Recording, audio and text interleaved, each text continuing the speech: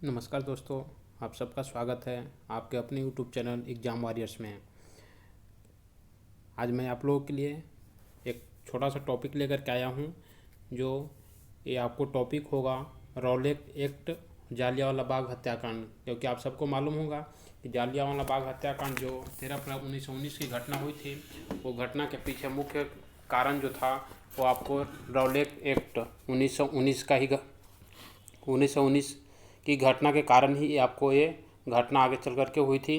तो हम लोग इससे संबंधित जितने भी प्रश्न होंगे, जालियांवाला बाग हत्याकांड हुआ क्यों, कब हुआ, इसमें कौन कौन से जो है व्यक्ति दोषी पाए गए, ठीक है, इससे जितने भी प्रश्न बनेंगे उन सभी प्रश्नों पर आज चर्चा करूँगा। और ये आपको किसी न किसी आपको प्रतियोगी परीक्षा में पूछे गए प्रश्न हैं, तो आप ये सब प्रश्नों को शुरू से अंत तक ज़रूर देखें। और आप एक चीज़ और मैं बता दूं कि हमारी पूरी टीम के द्वारा जो है अभी जो है बिहार में बीएसएससी बिहार कर्मचारी चयन आयोग द्वारा जो है सीजीएल थर्ड की वैकेंसी आई है। CGL third combined graduate level, ठीक है, ये वैकेंसी जो है जल्द नहीं आती है। तो पहली आई थी 2010 के आसपास, फिर 14 में, फिर अभी जो है 22 में आई है। तो हमारी टीम के द्वारा जो है आपको सीजीएल थर्ड की तैयारी पूरी तरह से बिल्कुल ही मुफ्त में कराई जा रही है। और साथ साथ देखेंगे तो टेस्ट सीरीज, ठीक है, हमारे टेलीग्राम ग्रुप एग्ज़ाम वॉरियर्स, वहाँ पे आप जुड़ सकते हैं। वहाँ पे पूरी तरह से बिल्कुल फ्री में जो है टेस्ट सीरीज कराया जा रहा है।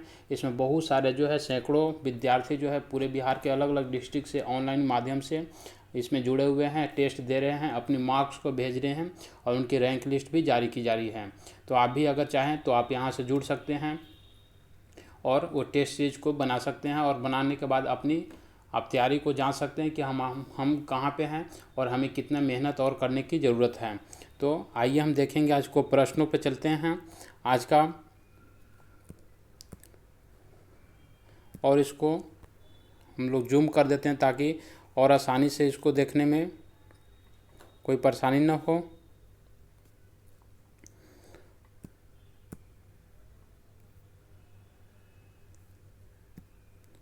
देखेंगे आज का पहला प्रश्न की बात करेंगे। तो आज का पहला प्रश्न जो है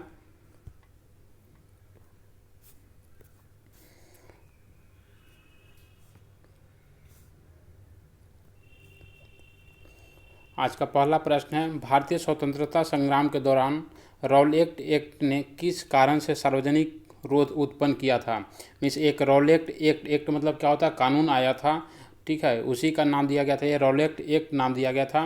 ये भारतीय स्वतंत्रता संग्राम के दौरान हुआ था, ठीक है, जब भारत में जो स्वतंत्रता की मांग जो है चरमोत्कर्ष पे थी, ठीक है, हर लोगों के मन में था कि जो है भारत को एक स्वतंत्रता मिलनी चाहिए। तो उस समय ही ये घटना हुई।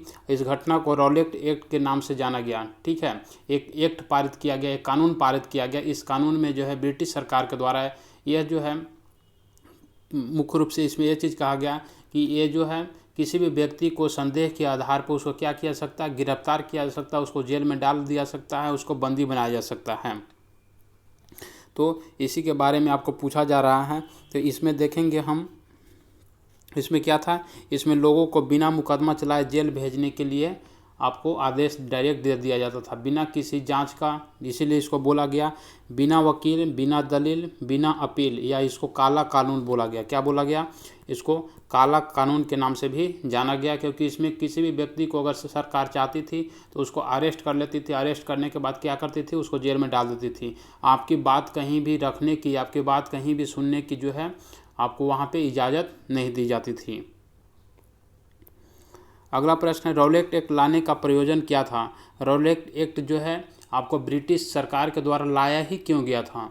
तो उस समय जो क्या था, मैंने बात किया कि उस समय भारत के प्रत्येक नागरिकों के बीच जो है स्वतंत्रता की एक आग जो है क्या होती है, आग धकी हुई थी कि हमें जो है भी एक स्वतंत्र राष्ट्र चाहिए। हम भी जो है भारत जो को भारत के लोग ही चलाएंगे और भारत का कानून जो है भारतीयों के अनुसार होगा। तो इसके मांग को लेकर के जो है हर हर लोग में, हर जनता में यहाँ पे क्या था, एक आक्रोश थी। उसी आक्रोश को दबाने के लिए आपको एक कानून को लाया गया था। तो यहाँ पे देखेंगे कि राष्ट्रीय एवं क्रांतिकारी गतिविधियों पर रोक लगाना। जो भी क्रांतिकारी नेता थे उन सभी नेताओं को क्या किया, अरेस्ट करना, उनको डराना धमकाना, ठीक है, इस कारण से इसको रॉलेट एक्ट को लाया गया था। रॉलेट एक्ट भारत में कब लागू किया गया था? रॉलेट एक्ट जो भारत में कब लागू किया गया था, तो आपको 1919 ईस्वी में लागू किया गया था। जब रॉलेट एक्ट पारित हुआ उस समय भारत का वायसराय कौन था? ठीक है, ये जो है पूछ लिया जाता है, ये प्रश्न बहुत ही इम्पोर्टेंट है कि आपको उस समय वायसराय कौन था। तो वायसराय देखेंगे 1916 से 1921 तक जो था आपका वायसराय था जेम्स फोर्ड। जेम्स फोर्ड का कार्यकाल कब से कब तक था? 1916 से 1621 तक। अब आपकी घटना कब होती है? रॉलेट एक्ट 1919 में होती है, तो इसी के समय में होता है।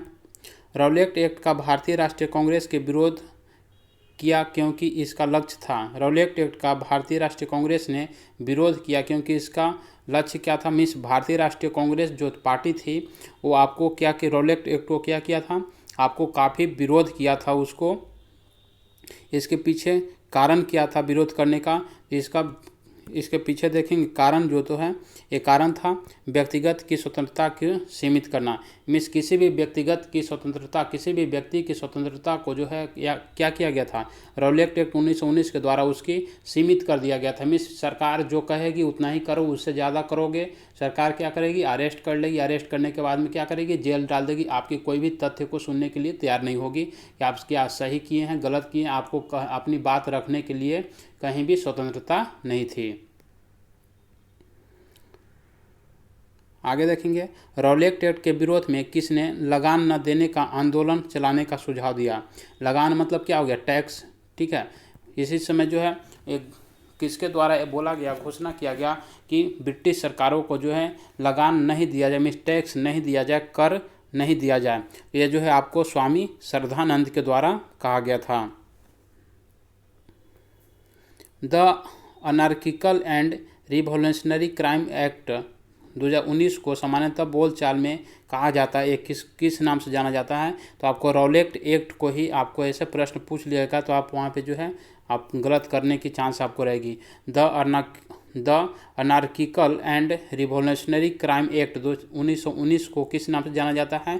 तो रॉलेट एक्ट के नाम से जाना जाता है।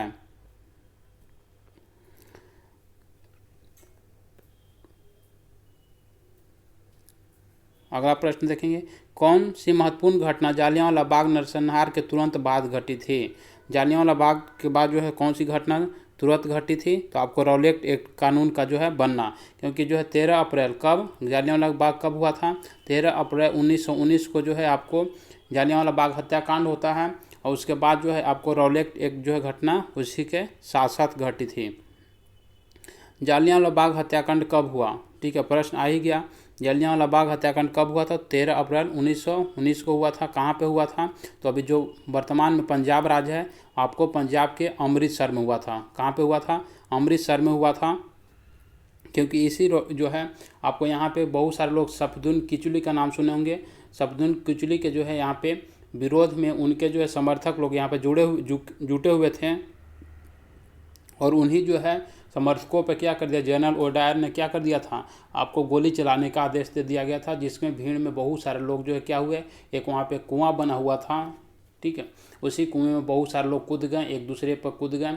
बहुत सारे लोग एक दूसरे पर कूदने के कारण बहुत सारे लोगों की जान चली गई, गोली से चली गई। कितना लोग जो एक दूसरे के दबे होने के कारण जो है मृत्यु हो गई। जालियांवाला बाग नरसंहार किस गांधीवादी सत्याग्रह के संबंध में हुआ? ठीक है, जालियांवाला बाग नरसंहार किस गांधीवादी सत्याग्रह के संबंध में हुआ था? तो ये हुआ था आपको रॉलेट एक्ट सत्याग्रह के संबंध में हुआ था।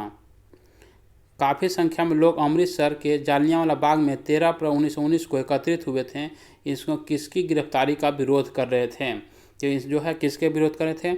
डॉक्टर सैफुद्दीन किचलू और सत्यपाल, ये दोनों को जो है को गिरफ्तार कर लिया गया था इस कानून के तहत, रॉलेट एक्ट के तहत। अब इसी के विरोध में जो है इनके जो है समर्थक जो थे आपको वहाँ पे विरोध कर रहे थे, वहाँ पे बहुत सारे समर्थक वहाँ पे जुटे हुए थे। उसी के जो है समर्थकों पर क्या कर दिया, जनरल ओडायर ने जो है आदेश दे दिया गोली चलाने का, और उनको जो सैनिक थे उन्होंने गोली वहाँ पे शुरू कर दी, और शुरू करने के बाद में वहाँ पे भगदड़ मच गया। बहुत सारे लोग जो है गोली लगने से मर गए, बहुत सारे लोग एक दूसरे पर जो है चढ़ गए, गिर गए, बच्चे सब, तो इसके कारण जो है बहुत सारे लोगों की मृत्यु हो गई। 30 मई 1919 को अपनी अलंकरण भारत सरकार को लौटाने वाला व्यक्ति कौन था?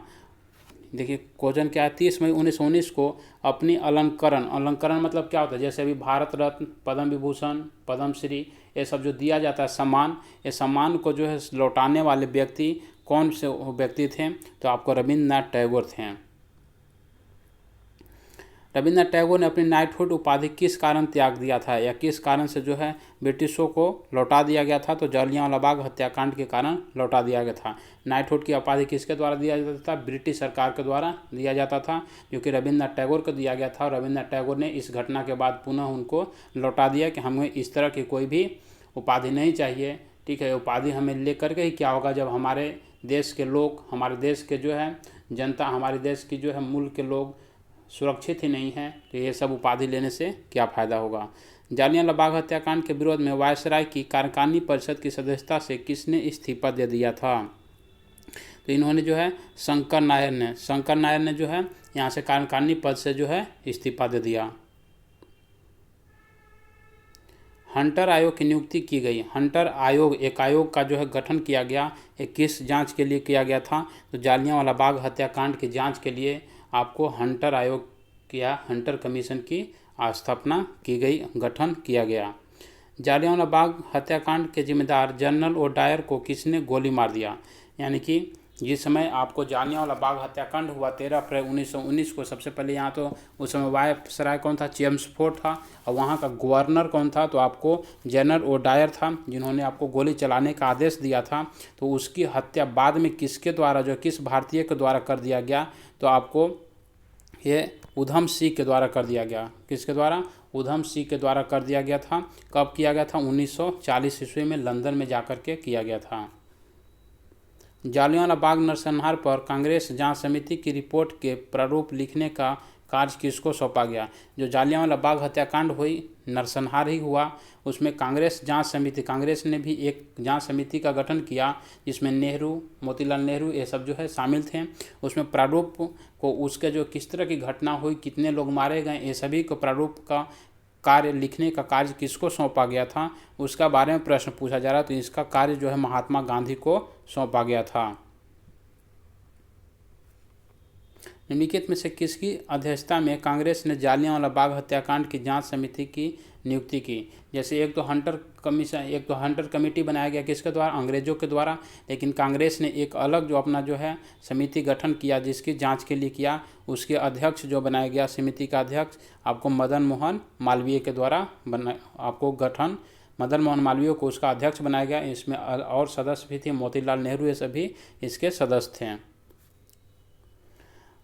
1919 को जघन्य जालियांवाला बाग हत्याकांड के समय भारत का वायसराय कौन था? ठीक है, भारत का वायसराय वही था आपको चेम्सफोर्ड।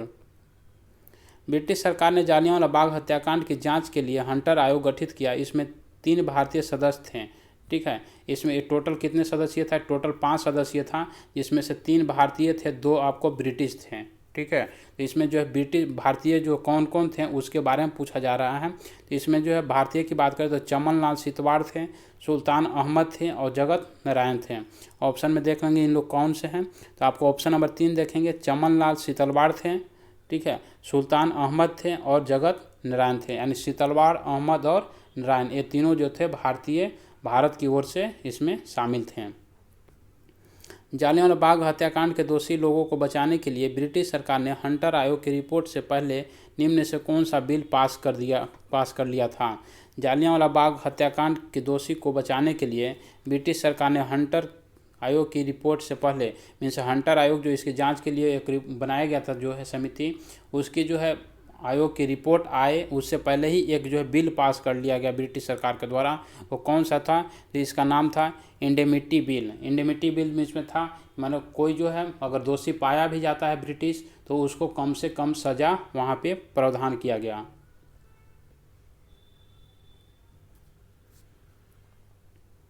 तो ये जो है आपको जालियांवाला बाग हत्याकांड जिसमें आपको ये प्रश्न हमेशा किसी भी एग्जाम में पूछा ही जाता है। यहाँ से प्रश्न आपको चाहे अध्यक्ष की बात किया जाए, चाहे आपको वायसराय की बात किया जाए, डेट पूछ लिया जाए, उसका कारण पूछ लिया जाए, तो ये भी प्रश्न हमेशा पूछे ही जाते हैं। इसलिए मैंने इस टॉपिक को सोचा कि जो है छोटे समय जो भी 10-15 मिनट का वीडियो बनेगा, लेकिन एक जगह अगर प्रश्न इकट्ठा हो जाएगा तो आपको कभी भी रिवीजन करने में आसानी होगी और आप आसानी से रिवीजन कर सकते हैं। तो ऐसे ही आप फिर भी मैं एक अलग टॉपिक लेकर के अगले दिन आऊँगा और आप सब इस चीज़ को देखते रहिए। अच्छा लगे तो आप इसको शेयर कीजिए, लाइक कीजिए और ज़्यादा से ज़्यादा लोगों तक आप इसको फैलाने का कोशिश कीजिए।